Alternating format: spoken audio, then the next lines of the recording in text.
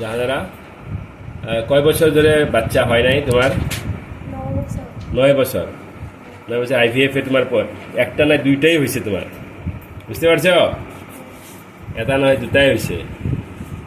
গতিকে বঙাইগাঁৱত আইভিএফ করি কেনে লাগছে? ভালে লাগছে না?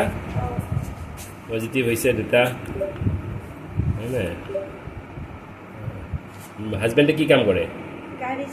গাড়ি চলায়। ইমান 9 বছরে হোৱা নাছিলে তোমাৰ? So she was a case of PCOD. When she came, she was crying. She was very apprehensive to conceive. So we took care. We put her for IVF, self IVF. We did ovulation induction দি পেলাই আমি কণীখিনি কেইবাটাও কণী বনাইছোঁ আৰু সেই কণীখিনিক আমি পাছত ৰিট্ৰিভ কৰিছোঁ, তাৰমানে আকৌ ওলাই লৈছোঁ বাহিৰত। আৰু তেখেতৰে হাজবেণ্ডৰ দ্বাৰাই আমি এম্ব্ৰায়ো বনাইছোঁ, ভ্ৰূণটো বনাই লৈছোঁ। আৰু ভ্ৰূণটো সেই মাহটোত দিয়া নাই, কাৰণ PCOD পেচেণ্টত সাধাৰণতে সেই মাহত দিয়া নাযায়। আমি আকৌ ফ্ৰিজ কৰিছোঁ। ফ্ৰিজ কৰি কয় মাস পরে দিছি? 2 মাস পরে। ওই মাসে দিছি নাকি? ওই মাসে দিছি। ইউজুয়ালি আমি ওই মাসে দিই না, ফেব্রুয়ারিতে।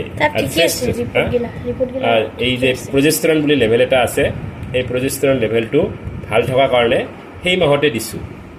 প্ৰজেষ্টেৰনটো if it is less than 1.5 then you can go' for the fresh transfer. সাধাৰণতে PCOD পেচেণ্টক সেই মাহতেই আমি ট্ৰেন্সফাৰ নকৰোঁ, ফ্ৰজেন কৰোঁ। কিন্তু কিছুমান ক্ৰাইটেৰিয়া চাই লওঁ। আচ্ছা, HCG যিটো ট্ৰিগাৰ দিছোঁ আমি, HCG ট্ৰিগাৰ দিছোঁ চাগে, সেইকাৰণেও এটা।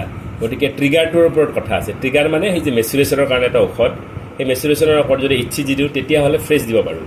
আৰু যদি এগনিষ্ট ট্ৰিগাৰ দিওঁ তেতিয়াহ'লে সাধাৰণতে আমি ফ্ৰেছ ট্ৰেন্সফাৰ নকৰোঁ। গতিকে so' nice, as a service giver also' we are very much happy, and as a service taker they are also' happy.